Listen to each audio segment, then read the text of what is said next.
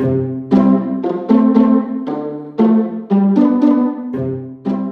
Jiu-Jitsus e ben ritrovati sul mio canale. Ho pensato di utilizzare il video di oggi per conoscerci un po' meglio. Mi sono accorta infatti che adoro leggere i vostri commenti, ma so davvero pochissimo di voi e sicuramente ci sono delle cose di me che anche voi non conoscete.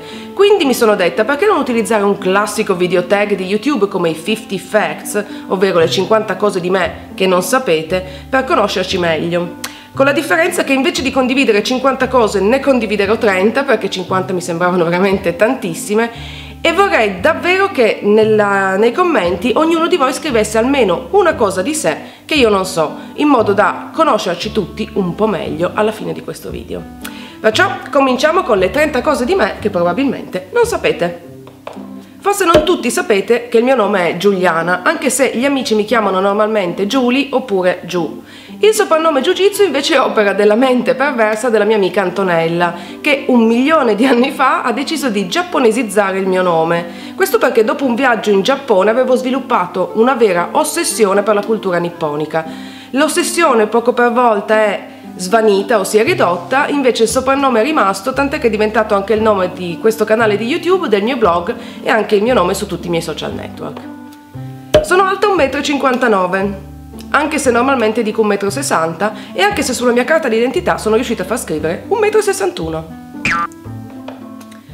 Tendo ad essere una perfezionista, sì, il che comporta che non sono quasi mai soddisfatta di quello che faccio, vorrei sempre averlo fatto meglio, più in fretta, in modo più intelligente, il che è un po' frustrante, ma ci sto lavorando. Sono molto permalosa e anche su questa cosa ci sto lavorando.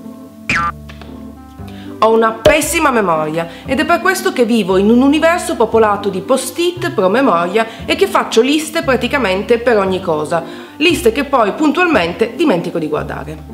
Ho studiato al liceo linguistico, il che significa che parlo 3 lingue, l'italiano, il francese e l'inglese. Ho studiato anche spagnolo e tedesco e per quanto le capisca vagamente, non sono assolutamente in grado di formulare una frase di senso compiuto.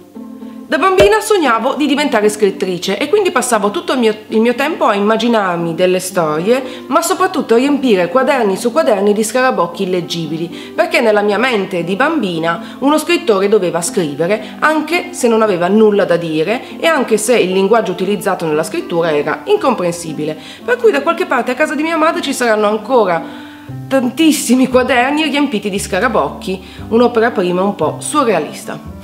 Per qualche strano motivo non riesco a mangiare nessun alimento di tipo animale che mi ricordi l'animale da vivo. Per esempio non posso mangiare un pollo intero, non riesco a mangiare l'aragosta se è intera, non riesco a mangiare i gamberetti se sono interi, quindi o qualcuno li taglia e li pulisce per me oppure inizio a sentirmi male. Adoro Harry Potter e questo probabilmente lo sapete già. Ciò che non sapete è che quando sono da sola e nessuno mi vede, provo a lanciare incantesimi nella speranza che funzionino e invece niente, sono una babbana e dovrò farmene una ragione. Tra i miei film preferiti ci sono senza dubbio Il favoloso mondo di Amélie, tutta la saga di Star Wars, ovviamente Harry Potter, Prima dell'alba, Giovani carini e disoccupati, Fusi di testa, anche se sicuramente il film che ho visto più volte in assoluto è Dirty Dancing. Nella mia vita ho avuto i capelli neri, biondo platino, rosso fuoco, arancio, verde, blu, viola e fucsia, e poi per un certo periodo intorno ai 21-22 anni li ho rasati a zero e per un po' li ho portati in stile Soldato Jane. Ho 3 tatuaggi e un piercing. Sono figlia unica e da bambina per tantissimo tempo ho avuto un amico immaginario col quale parlavo costantemente, il che comporta che ancora oggi molto spesso parlo da sola. Sono stonata come una campana, cioè nonostante mi piace tantissimo cantare a squarciagola, soprattutto in macchina e anche se ho dei passeggeri per la loro grandissima gioia. Il che ci porta al prossimo punto, ovvero che pur avendo una pessima memoria, per qualche strana ragione ci metto molto poco a imparare i testi delle canzoni che amo e poi restano impresse qua dentro, al contrario di altre cose molto più importanti che invece scompaiono in un secondo. Da bambina i miei genitori mi facevano tagliare i capelli dal barbiere del paese, il che ha portato come conseguenza che fino a quando non mi sono sviluppata la gente ha continuato a dire: che bel bambino, come si chiama?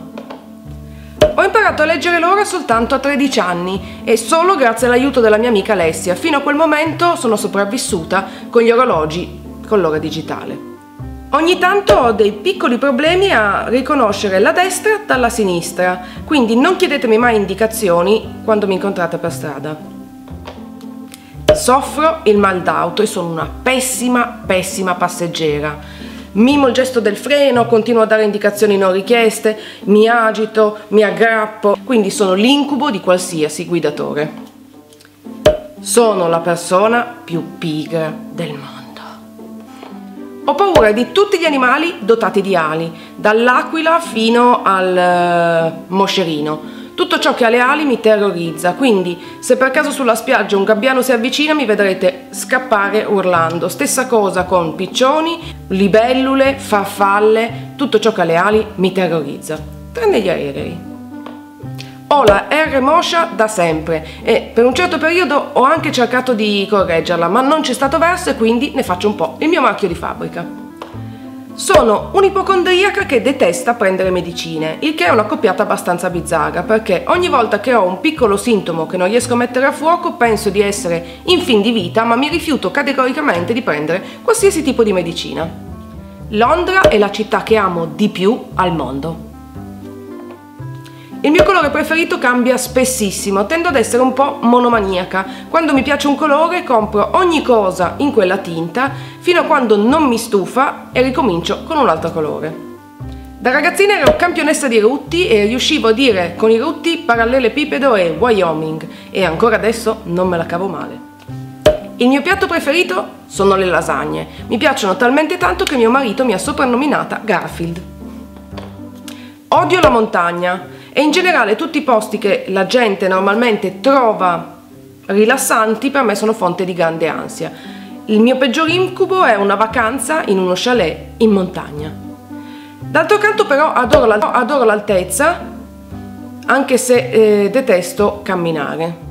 Sono laureata in storia dell'arte al DAMS di Bologna. Ho vissuto a Bologna per 10 anni, ora purtroppo non ci abito più, ma mi manca tantissimo. L'arte è sempre stata una cosa che mi ha appassionato, pur non essendo assolutamente in grado né di disegnare né di dipingere, ed è per questo che ho pensato di studiarla, anche se in realtà il lavoro che faccio ogni giorno non ha nulla a che vedere con l'arte.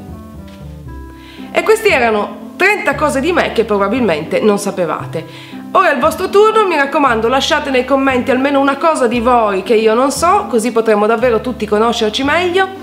Come sempre io spero che questo video vi sia piaciuto, vi abbia divertito, se così è non dimenticate di cliccare mi piace, di metterlo tra i preferiti, di condividerlo e ovviamente se ancora non l'avete fatto iscrivetevi al mio canale per non perdere nessuno dei prossimi progetti. Io per oggi vi saluto, vi mando un grandissimo bacio e noi come sempre ci vediamo alla prossima. Ciao! Ciao a tutti e benvenuti all'ultimo video della mia serie dedicata a San Valentino. Mancano davvero pochissimi giorni e nel video di oggi ho pensato di mostrarvi un modo semplice per trasformare un vasetto di vetro in un portacandele ispirato proprio alla festa degli innamorati, che potete utilizzare per decorare la vostra casa o anche per regalare a chi preferite.